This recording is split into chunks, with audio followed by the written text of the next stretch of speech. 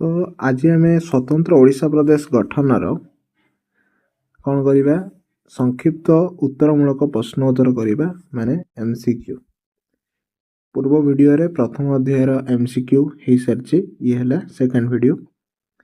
ओडिशा केबे इंग्रेज शासनाधीन है 1857 1803 है 57 तो प्रथम हेनी कारण बहुत लेट है ये 1900 तो हेनी 1900 तो हेनी माने जदि जने पढ़िनी मध्ये टिके भी जानी किसी सी एमती एलिमिनेट करि परियो तो सही आंसर माने ठीक आंसर होची 1 ख 1803 मसीह।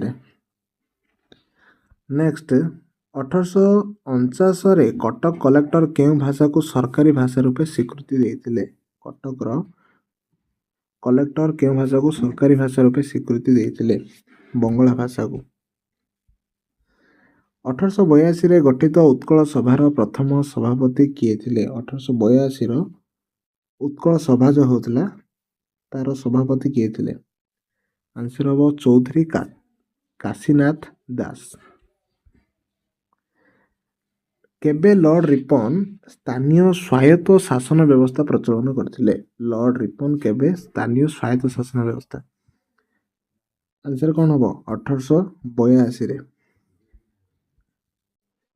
उत्कल हितवादिनी सभा केउ सहर रे गढ़ी उठिथिला। हितवादिनी सभा आंसर हम ब्रह्मपुर। केउ पत्रिका ओडिया मानक मध्य जातीय जागरण सृष्टि करी ओडिया भाषार सुरक्षा दिगरे जनमत जागृत करथिला। छर आंसर कौन हम संबलपुर हैतेसिनी।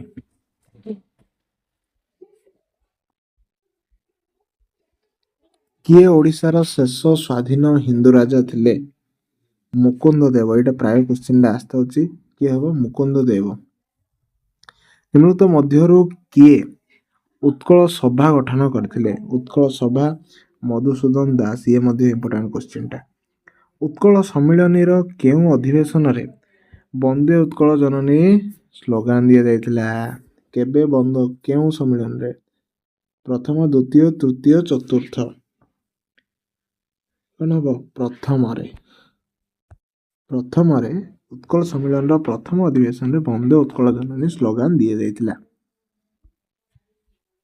उत्कल सम्मिलन रो प्रथम अधिवेशन रे किए सभापतित्व करथिले।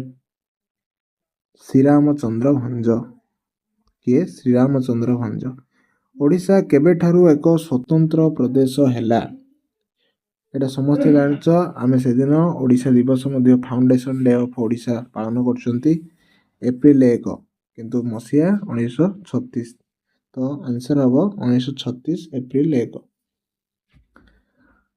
अमृत बजार पत्रिकार संपादक किए थिले। आंसर हबो मोतीलाल घोष।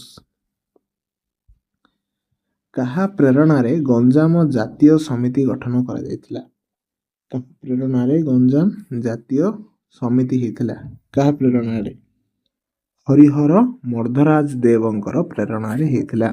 उत्कल सम्मेलनी तरफरु मॉन्टेगू और जेम्स फोर्ड को केबे दाबी पत्र दिया जायतिला। उत्कल सम्मेलन तरफरु 1917 मसिया रे। केबे 1917 रे। संबलपुर केतेक नेतृस्थानीय व्यक्ति केउठारे कर्जन को एक स्मारक पत्र देइथिले। केउठारे कर्जन को मिसिकी संबलपुर केते जन व्यक्ति एक स्मारक पत्र देइथिले। केबे सॉरी केउठारे सिमला रे। केउठारे सिमला ठारे। ओडिशा डिवीजन रे मिसिबा पूर्वरु कलाहांडी केउ प्रदेश रो अंतर्भुक्त थिला। कलाहांडी केंद्रीय प्रदेश रो अंतर्भुक्त थिला। केउ अंचलटी केंद्रीय प्रदेश रो अंतर्भुक्त नथिला।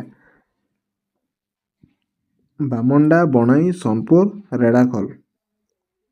बनाई एमानक मध्यरु नथिला तो मन रख ओडिशा डिवीजन रे मिसिया पूर्वरु कलाहांडी थिला सोनपुर थिला रेडाखल थिला और बामंडा थिला सेंट्रल डिवीजन रे बा केंद्रीय प्रदेश रे। नेक्स्ट हमरो बंगर लेफ्टिनेंट गवर्नर सार एससी बेली केबे ओडिशा भ्रमण रे आसीथिले। 1888 मसिया रे भ्रमण रे आसीथिले। ସମ୍ବଲପୁର କେବେ ଇଂରେଜମାନଙ୍କ ଦ୍ୱାରା ଅଧିକୃତ ହୋଇ କେନ୍ଦ୍ରୀୟ ପ୍ରଦେଶ ଅଧୀନକୁ ହସ୍ତାନ୍ତରିତ ହୋଇଥିଲା? 19ର ଆନ୍ସର କ'ଣ ହେବ? 1849 ମସିହାରେ। ଗଞ୍ଜାମ କେବେ ଇଂରେଜମାନଙ୍କ ଦ୍ୱାରା ଅଧିକୃତ ହୋଇଥିଲା? ଗଞ୍ଜାମ 1749 ମସିହାରେ ଇଂରେଜମାନଙ୍କ ଦ୍ୱାରା ଅଧିକୃତ ହୋଇଥିଲା। ଭଲସେ ମନେ ରଖିବ, ଗଞ୍ଜାମ 1749 ମସିହାରେ ଇଂରେଜମାନଙ୍କ ଦ୍ୱାରା ଅଧିକୃତ ହୋଇଥିଲା।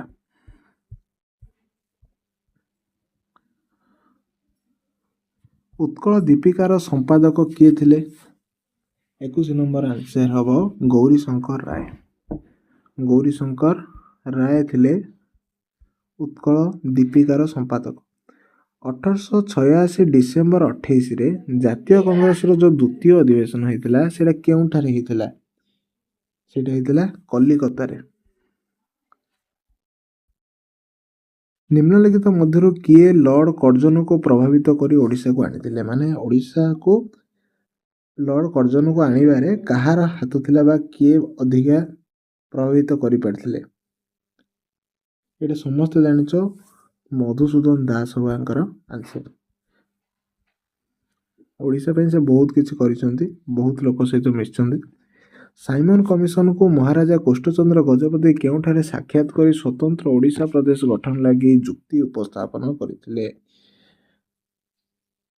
24 ନମ୍ବର ଆନ୍ସର ହେବ ମାନ୍ଦ୍ରାଜ ଠାରେ।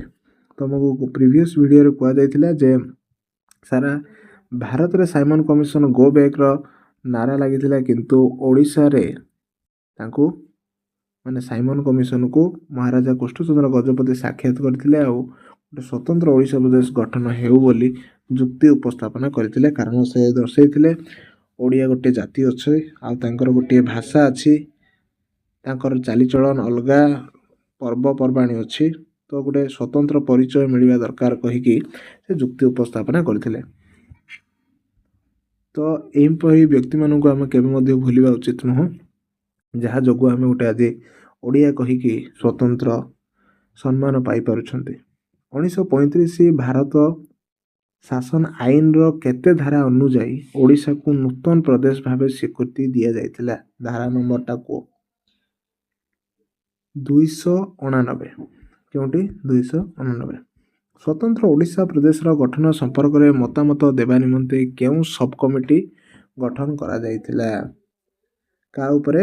ଓଡ଼ିଶା ପ୍ରଦେଶର ଗଠନଟା ଠିକ୍ ନା ଭୁଲ ତା ଉପରେ ମନ୍ତବ୍ୟ ଦେବା ପାଇଁ ବା ମତାମତ ଦେବା ପାଇଁ କେଉଁ ଗଠନ ହେଇଥିଲା, କେଉଁ କମିଟି ଗଠନ ହେଇଥିଲା? ଆନ୍ସର କ'ଣ ହେବ? Attlee sub committee. କେଉଁଠି? Attlee sub committee. ତାପରେ ଆଉ ଗୋଟେ କମିଟି ମଧ୍ୟ ଥିଲା, ଓ ଡନେଲ କମିଟି। ସେ ପଚାରିଲା ଓ ଡନେଲ କମିଟିର କିଏ ସଦସ୍ୟ ନଥିଲା ଏତିକି ମଧ୍ୟରୁ? ମଧୁସୂଦନ ଦାସ ତାର ସଦସ୍ୟ ନଥିଲେ। ପାରଳାଖେମୁଣ୍ଡିର ଅଧିକାଂଶ ଲୋକ କେଉଁ ଭାଷାଭାଷୀ ହୋଇଥିବାରୁ ଇଂରେଜ ସରକାର ଏହାକୁ ଓଡ଼ିଶାକୁ ହସ୍ତାନ୍ତର କରିବାକୁ ରାଜି ହୋଇନଥିଲେ? ତ ଯେଉଁ ପାରଳାଖେମୁଣ୍ଡି ଓଡ଼ିଶାରେ ମିଶି ପାରିନଥିଲା, ମାନେ ଓଡ଼ିଆ ଭାଷାଭାଷୀ ପାରଳାଖେମୁଣ୍ଡିର ଅଧିକାଂଶ ଲୋକ କେଉଁ ଭାଷାଭାଷୀ ହୋଇଥିବାରୁ ଇଂରେଜ ସରକାର ଏହାକୁ ଓଡ଼ିଶାକୁ ହସ୍ତାନ୍ତର କରିବାକୁ ରାଜି ହୋଇପାରିନଥିଲେ? ମାନେ ପାରଳାଖେମୁଣ୍ଡି ଲୋକ କେଉଁ ଭାଷା କହୁଥିଲେ? ବେସିକାଲି ସେ କ୍ୱେଶ୍ଚିନ୍ଟା ପଚାରିଲା, ଯେଉଁଟାକି ତେଲୁଗୁ କହୁଥିଲେ। ତ ତାଙ୍କୁ ଇଂରେଜମାନଙ୍କର ଯୁକ୍ତି ଥିଲା ତେଲୁଗୁ କହିବା ଲୋକ କେମିତି ଓଡ଼ିଶାରେ ମିଶି ପାରିବେ, ହେଲା। କିନ୍ତୁ ବର୍ତ୍ତମାନ ସିଏ ଓଡ଼ିଶାରେ ଅଛି, ମାନେ ଜାଣିଥିବ। 1935 ଭାରତ ଶାସନ ଆଇନ ଅନୁଯାୟୀ ଗଠିତ ନବଗଠିତ ଓଡ଼ିଶା ପ୍ରଦେଶରେ କେତୋଟି ଜିଲ୍ଲା ରହିଥିଲା? ଫାଷ୍ଟରେ କେତେଟା ଜିଲ୍ଲା ରହିଥିଲା ଓଡ଼ିଶାରେ 1935 ଭାରତ ଶାସନ ଆଇନ ଅନୁଯାୟୀ?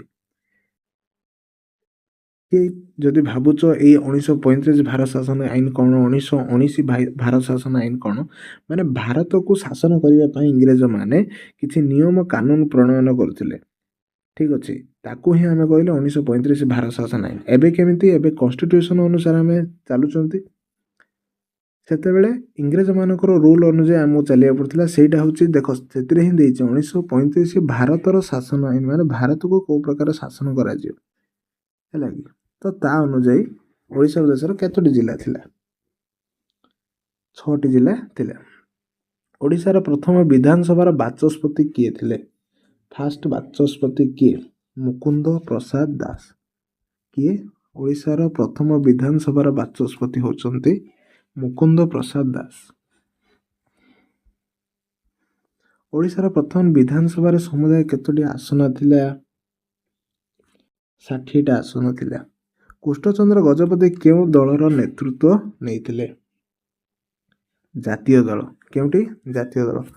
ସ୍ୱତନ୍ତ୍ର ଓଡ଼ିଶା ପ୍ରଦେଶର ପ୍ରଥମ କଂଗ୍ରେସ ମନ୍ତ୍ରିମଣ୍ଡଳ କାହାର ପ୍ରଧାନମନ୍ତ୍ରୀତ୍ୱରେ ଗଢ଼ି ଉଠିଥିଲା ନା ଗଠିତ ହୋଇଥିଲା?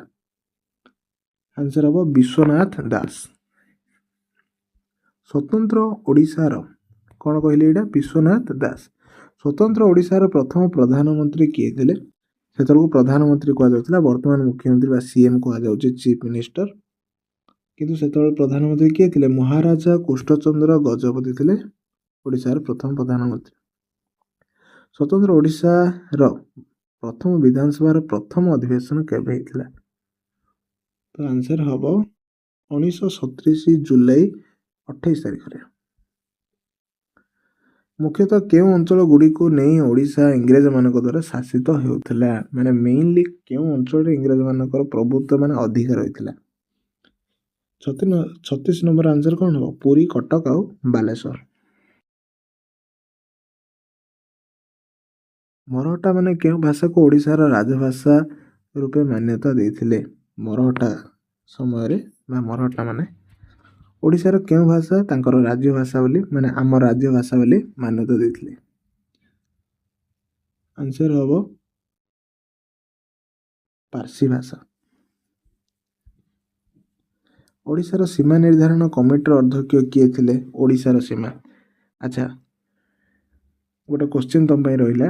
ଭାରତର ଯେତେବେଳେ ଭାରତ ପାକିସ୍ତାନ ଭାଗ ହେଲା ଆମର ମାଉଣ୍ଟ ବ୍ୟାଟେନ୍ ଯୋଜନା ଅନୁସାରେ, କିଏ ଆମର ତାଙ୍କର ସୀମା ନିର୍ଦ୍ଧାରଣ କରିଥିଲା?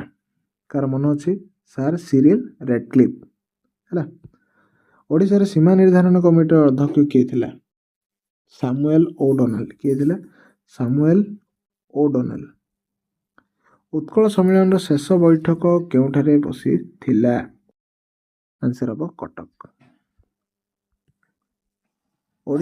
କେଉଁଠି ଓଡ଼ିଶାର ପ୍ରଥମ ସୁସଂଗଠିତ ରାଜନୈତିକ ଅନୁଷ୍ଠାନ ଥିଲା? ମାନେ ଫାଷ୍ଟ କରିକି କେଉଁଟା ଗୋଟେ ରାଜନୈତିକ ଅନୁଷ୍ଠାନ ଗଠନ ହେଇଥିଲା? ସିଏ ହେଉଛି ଉତ୍କଳ ସଭା। ତ ଇଏ ହେଇଗଲା ଆମର 40 କୋଶ୍ଚିନ୍।